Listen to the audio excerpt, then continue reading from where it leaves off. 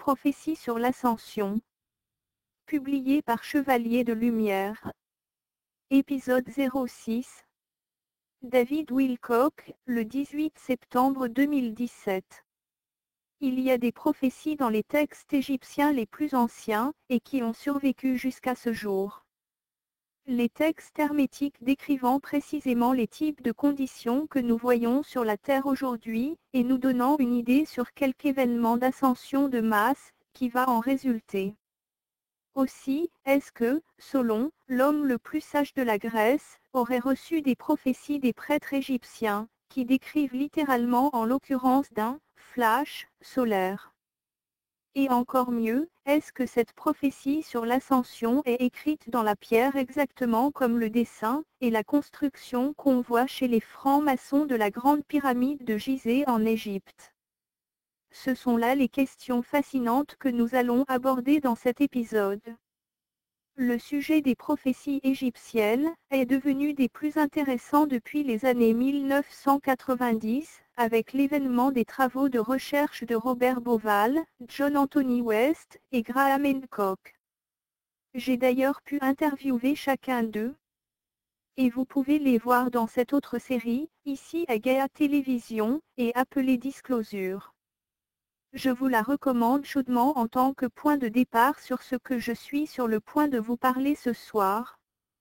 En effet, j'étais présent quand le livre de Robert Bauval, Orion Mystery, qui a tout changé, car il y a présenté l'hypothèse que les trois pyramides d'Égypte, focus central de tout, étaient en fait dans la même position, et leurs dimensions correspondant en magnitude aux trois étoiles de la ceinture d'Orion.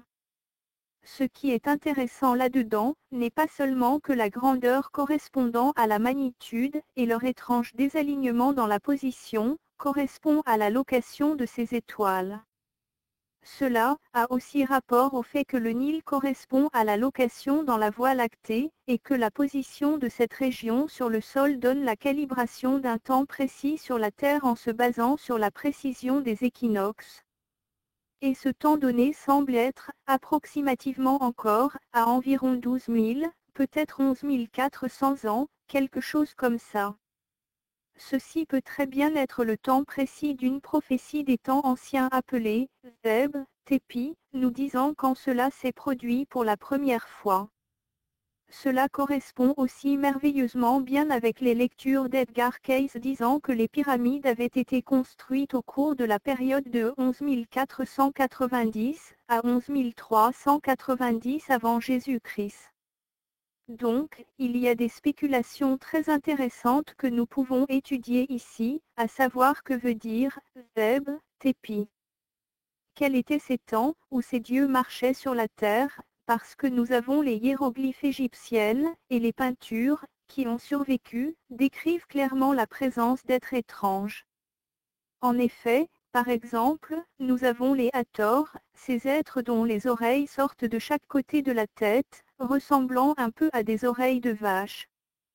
Nous avons aussi ce personnage appelé Seth, qui a une tête d'oiseau, un peu comme celle d'un ibis.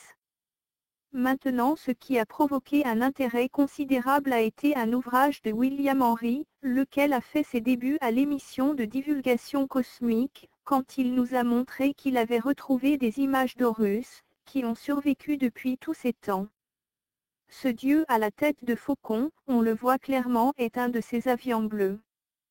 Ceci est quelque chose que nous ne savions pas lorsque Cory God a reçu ses premiers contacts de ces humanoïdes appelés avions bleus, ces êtres de 8 pieds de haut, couverts de plumes en guise de peau, et avec de grands yeux.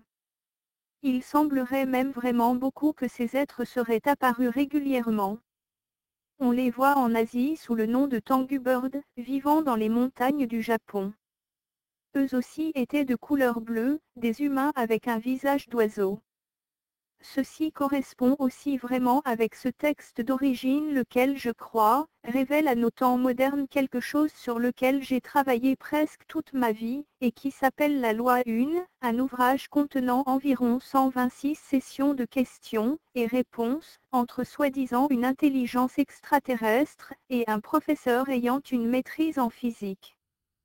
Ces sessions se sont tenues majoritairement entre 1981 et 1983, dont principalement en 1981.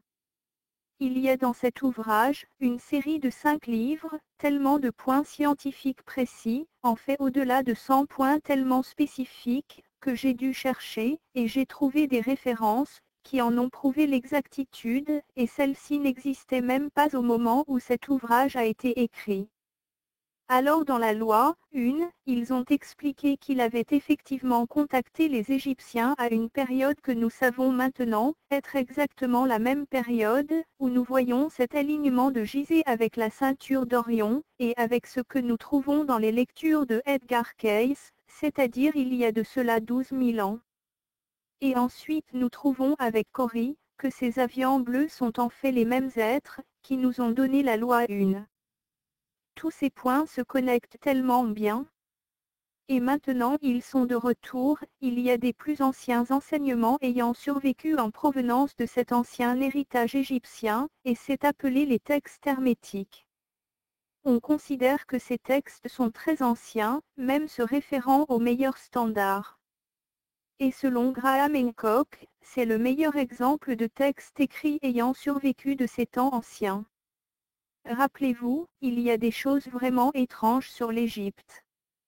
La peinture du premier pharaon, Osiris, montre qu'il a une peau plutôt verte, et un crâne allongé. Et on a l'Osarion, près du Sphinx, ce grand temple bâti avec des blocs de pierre gigantesques mégalithiques. Et même à ce jour, avec les technologies et les équipements que nous avons, il n'est toujours pas possible de faire bouger ces blocs de pierre. Selon John Anthony West et Robert Shaw, géologues, et bien d'autres, le sphinx semble avoir déjà eu de l'eau en arrière. En effet, à l'arrière on peut voir des sillons adoucis, suggérant de l'érosion faite par l'eau. Et là encore, la datation est de plus de 10 000 ans auparavant. Et tout ce que l'on nous a appris sur l'Égypte finalement est erroné, et cette nouvelle manière de voir semble vraiment être la plus précise.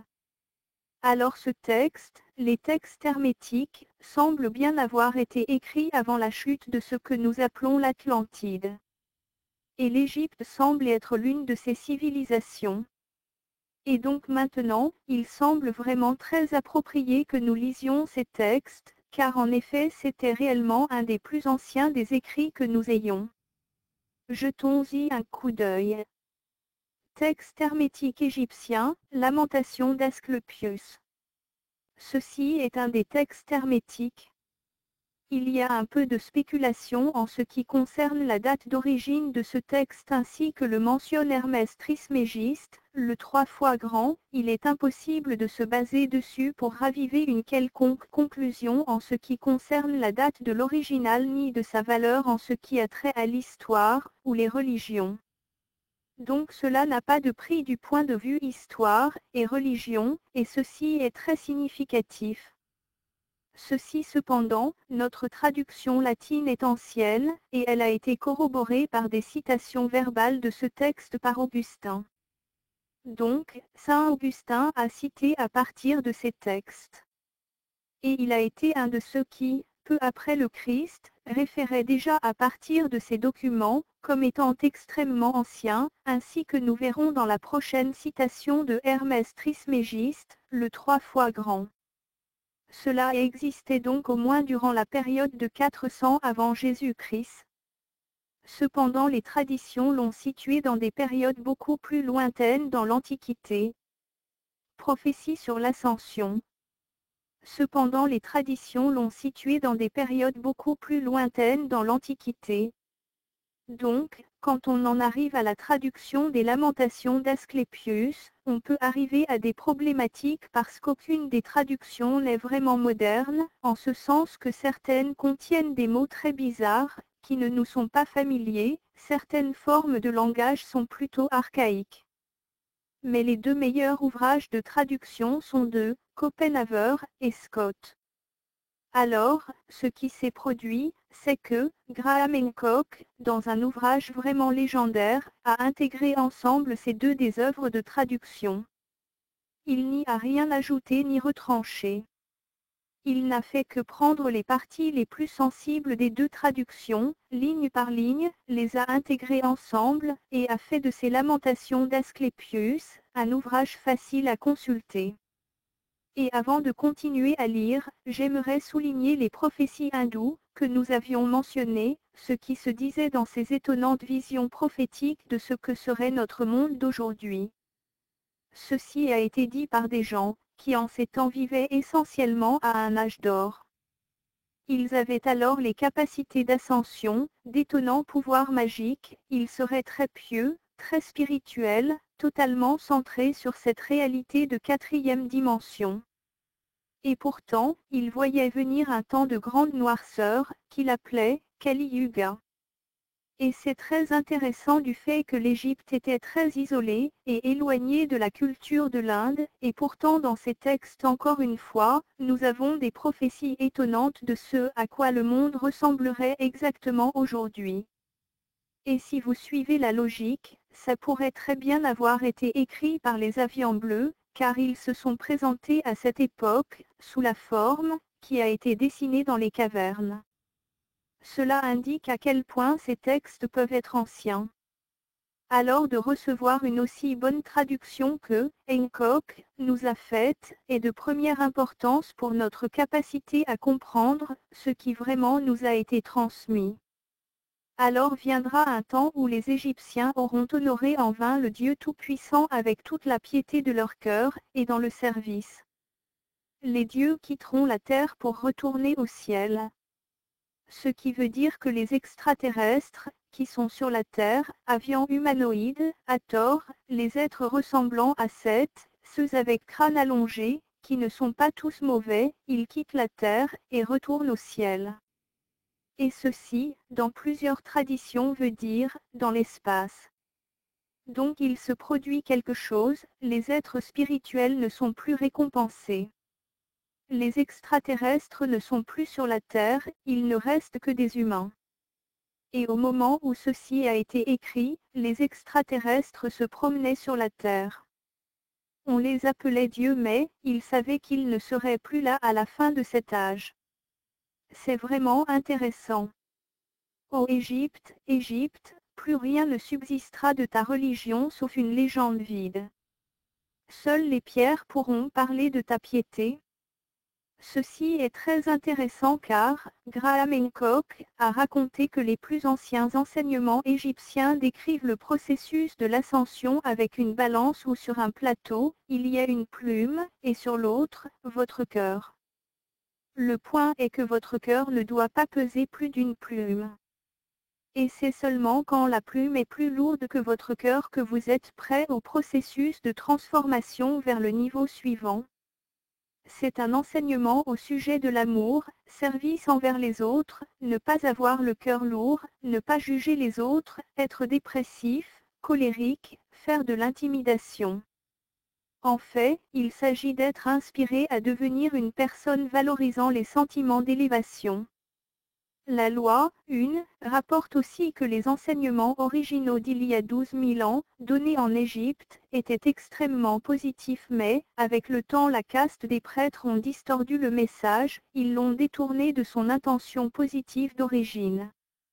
Et il est dit que seulement les pierres vont parler de ta piété, ce qui veut dire que les pyramides du moins certaines sont le dernier recours à montrer qu'une grande culture spirituelle a déjà existé avant de tomber en ruine. En ces jours, c'est-à-dire les temps d'aujourd'hui, les hommes seront fatigués de la vie, et ils vont cesser de penser que l'univers mérite révérence et vénération. Et alors la religion, la plus grande de toutes les bénédictions, sera menacée de destruction. L'homme la considérera comme un fardeau, et en arrivera à la mépriser. Et c'est définitivement ce qui se produit à l'heure actuelle, mais la spiritualité vit un certain degré de renaissance.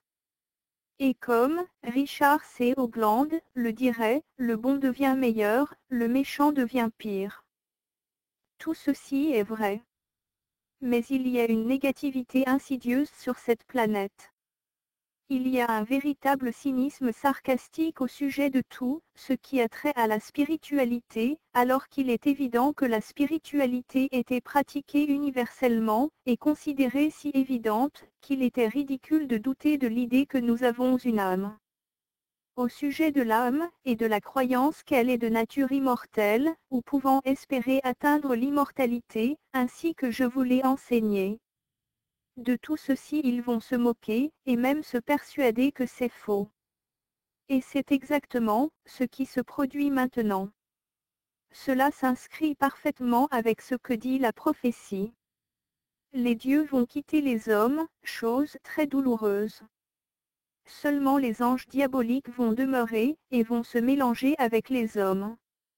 Ceci ne vous semble-t-il pas terriblement familier ? Et vont pousser les pauvres malheureux vers toutes sortes de crimes, dans des guerres, des vols, des fraudes, et tout ce qui est hostile à la nature de l'âme. Vraiment là, ça nous semble tout à fait familier. Nous avons parlé des dracos, nous avons parlé de comment les dracos influencent la Kabbale sur la terre.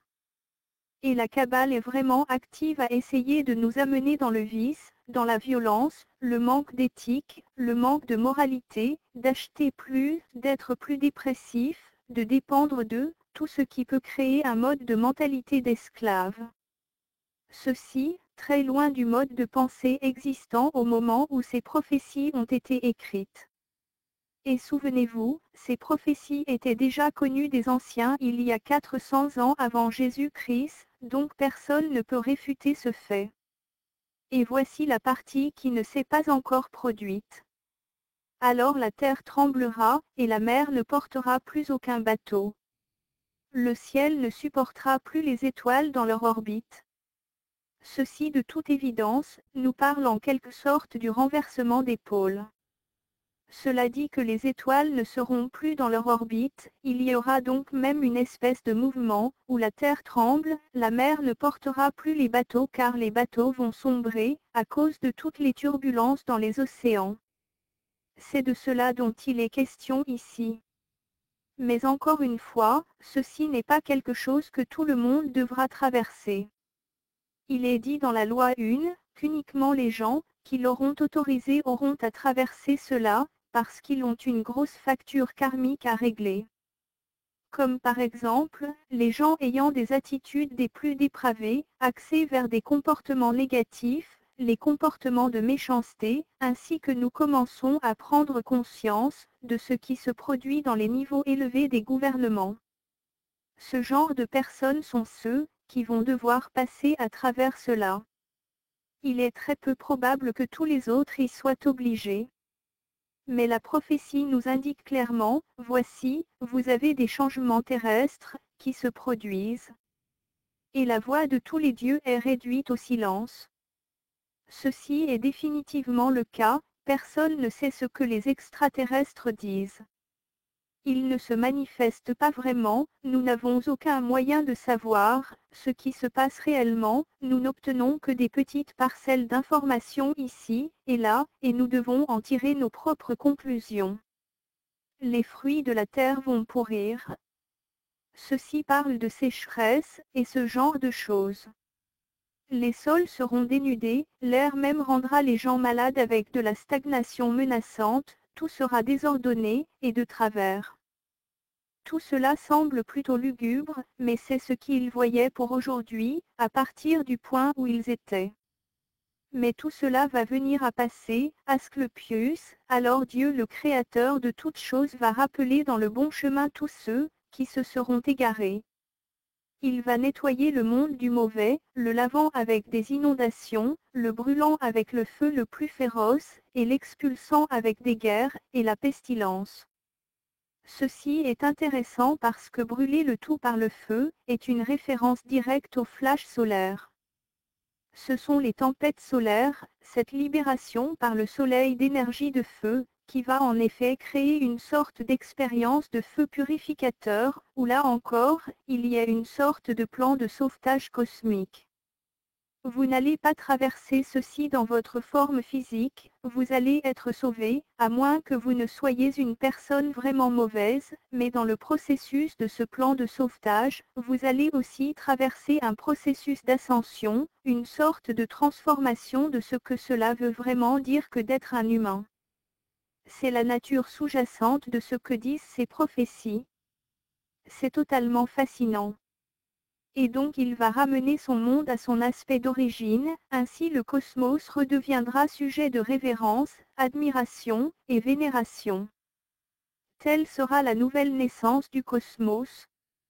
C'est le retour alors de toute chose bonne. Une restauration de la nature inspirante d'émerveillement dans la sainteté. Et c'est inscrit même dans le processus du temps. De par la volonté éternelle du Créateur. N'est-ce pas intéressant, une restauration de toute la nature inspirante d'émerveillement dans la sainteté? Ceci correspond vraiment à tout ce que tout le monde dit.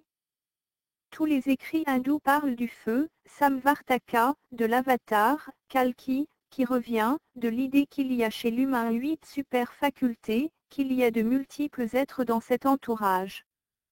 Que le mal est éradiqué, un flash d'énergie est éjecté du soleil, des éclairs sortent des nuages, des arcs-en-ciel dans le firmament, et nous sommes activés dans une sorte de Krita, ou Satya Yuga, un âge d'or où nous avons ce nouveau corps rendu parfait. Les enseignements zoroastriens disent la même chose, le corps futur, le corps parfait, qui survient de par les efforts des gens bons induisant ce changement où tous ces êtres messianiques arrivent, vainquant les mauvais, et il y a une sorte d'émission énergétique, qu'il appelle métal fondu, et si vous êtes une bonne personne, ça ressemble à une douce chaleur, mais si vous êtes une personne méchante, cela vous brûlera. Maintenant nous avons cette prophétie égyptienne, qui dit la même chose, la nature restaurée inspirant l'émerveillement, impliquant un feu, qui brûle, et ils disent que c'est inscrit dans le processus du temps. Et j'ai vraiment touché à ce point dans mon premier livre, Investigation sur les champs de conscience unitaires. En effet, je crois que le processus du temps ressemble à tout un système d'engrenage. Imaginez maintenant, si vous regardez les roues d'engrenage tourner à l'intérieur d'une montre. Vous y voyez donc des petites roues, qui peut-être tournent beaucoup plus vite, et d'autres roues sont plus grandes donc elles tournent plus lentement. Et si le cycle du temps fonctionnait comme ça en fait? Et s'il y avait des cycles, à l'intérieur de cycles, à l'intérieur de cycles, et que tout serait dépendant les uns des autres? Et si ce cycle de 25 000 ans était comme la roue principale, qui fait tourner toutes les autres, et elle prend 25 920 ans, pour compléter son propre cycle, ne serait-ce pas une bonne analogie de l'appeler le processus du temps? Et n'est-il pas intéressant qu'ils disent, qu'à la fin de ce processus du temps, il y a cette merveilleuse inspirante restauration de la nature? C'est vraiment super. Maintenant je veux vous amener à un texte beaucoup plus récent. Il nous serait arrivé, non pas directement via les Égyptiens, mais des Grecs par l'entremise de nul autre que Platon, lequel a écrit des œuvres, Timée et Critise, basées sur le témoignage de Solon, l'homme le plus sage de toute la Grèce. Celui-ci a été assez chanceux d'avoir eu accès à tous les anciens écrits de la caste des prêtres égyptiens. Ici je voudrais clarifier quelque chose, la loi, 1, déclare en effet que la caste des prêtres égyptiens était tombée en disgrâce. Ces êtres avec le crâne allongé en Égypte étaient les préadamites. Ils sont les précurseurs de la Kabbale. Ils se sont joints à Rome lorsque Rome a envahi l'Égypte. Ainsi nous avons un texte de Platon, qui a survécu, Timée et Critise, qui sont basés sur le témoignage d'Éeu, Solon, lequel était l'homme le plus sage de la Grèce. Solon a pu obtenir l'accès à la prêtrise égyptienne, afin de recevoir les enseignements les plus élevés. Il faut être clair ici, la caste des prêtres égyptiens était des préadamites, ils avaient des crânes allongés. Et le matériel de la loi, dit qu'il était des préadamites, et qu'il s'était énormément écarté, et de loin, du véritable message des enseignements, incluant le fait qu'apparemment ils pratiquaient les sacrifices humains. Rome a envahi l'Égypte, a absorbé cette culture préadamite, ont ramassé la librairie d'Alexandria, et l'ont amenée dans la librairie du Vatican. Ces gens portant la coiffe qu'il appelle la mitre, cachant des crânes allongés. Car en effet, il y avait encore parmi ces prêtres de la caste égyptienne, certains avec des crânes allongés. Donc ne croyez pas nécessairement que tout ce qui vient de l'Égypte est bon. La caste des prêtres égyptiens était devenue négative.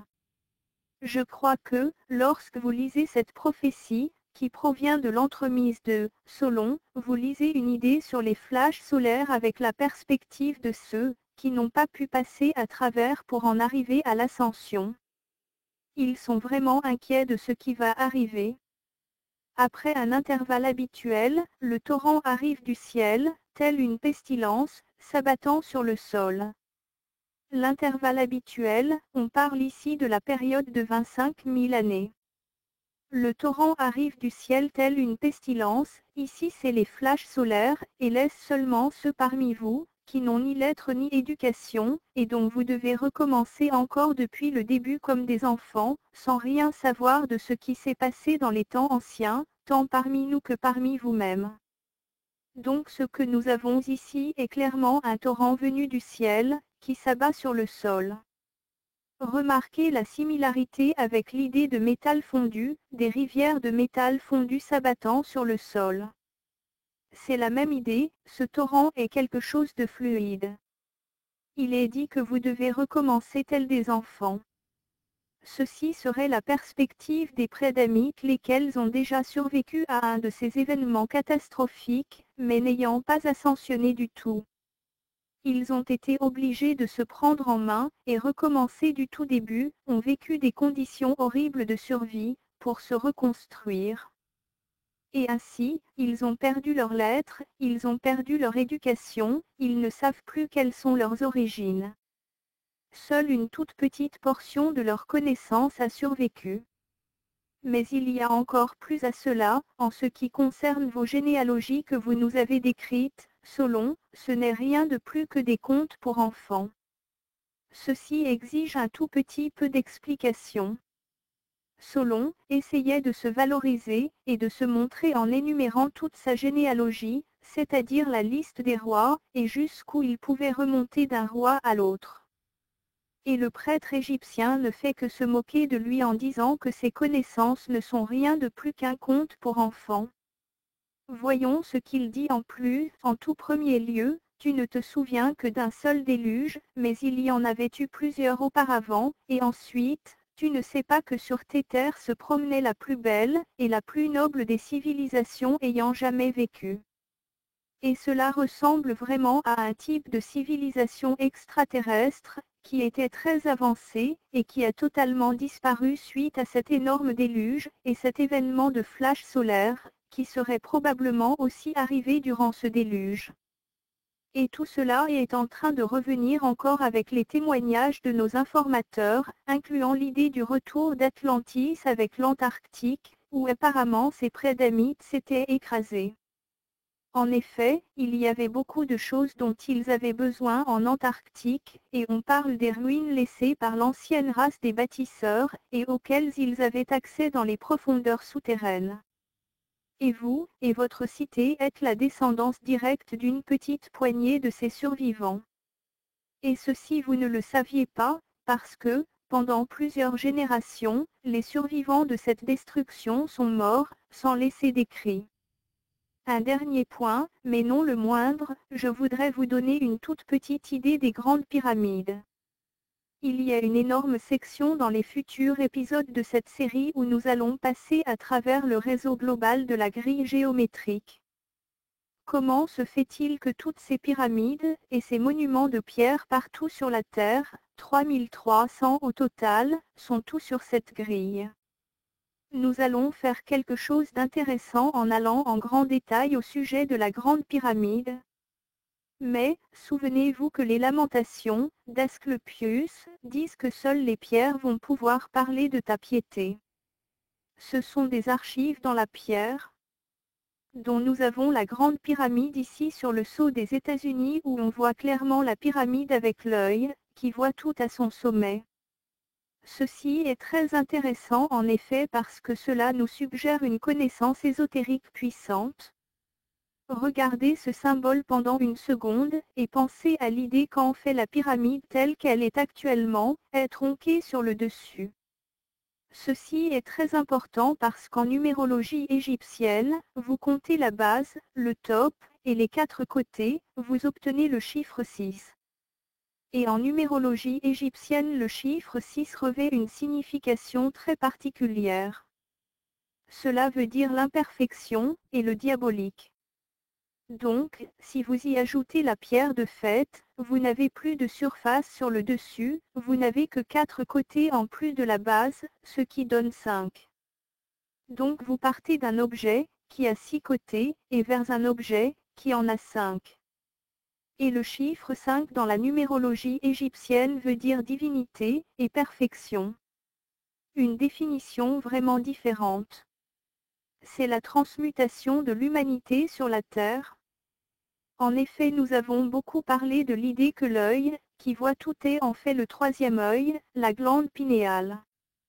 Nous allons faire toute une émission sur la glande pinéale dans les épisodes à venir, et sur l'idée qu'il y a toute une activation pinéale que nous donne ses capacités d'ascension, activant la porte des étoiles qu'il y a dans notre cerveau.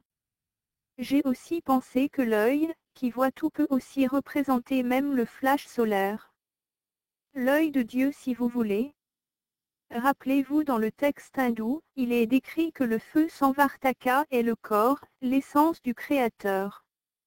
Ce n'est pas juste de la lumière ni juste, ce n'est pas juste de la lumière, ni juste de l'énergie, c'est en fait de l'intelligence, la divinité.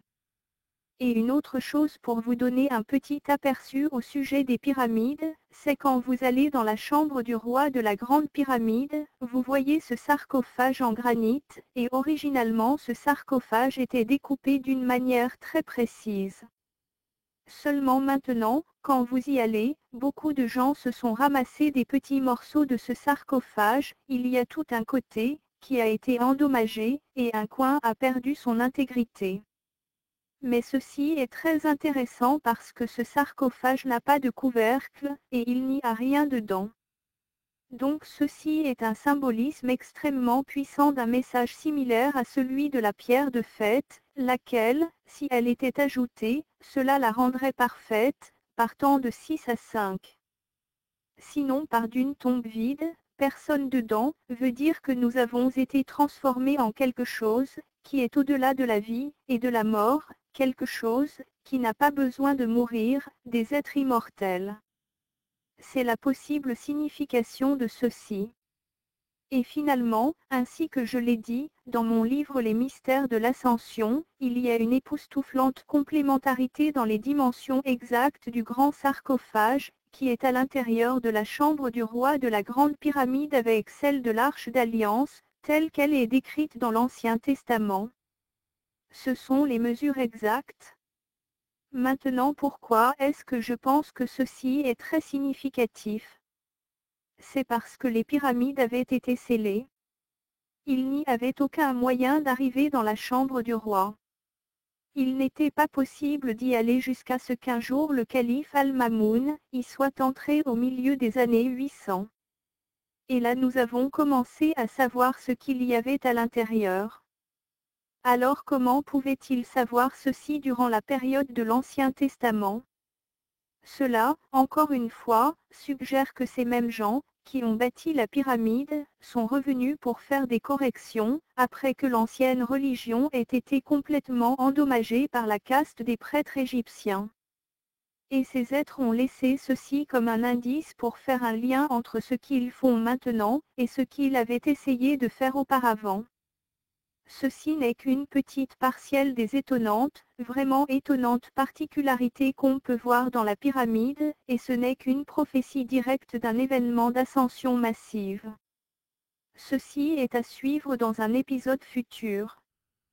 Ce que j'aimerais que vous reteniez de cet épisode, c'est l'idée que vous avez les textes hermétiques décrivant une étonnante restauration de toute la nature, et que la prêtrise a décrit une sorte de flash solaire, et présenta aussi la pyramide en une sorte de prophétie, qui est tellement importante que c'est représenté sur le billet de dollar américain.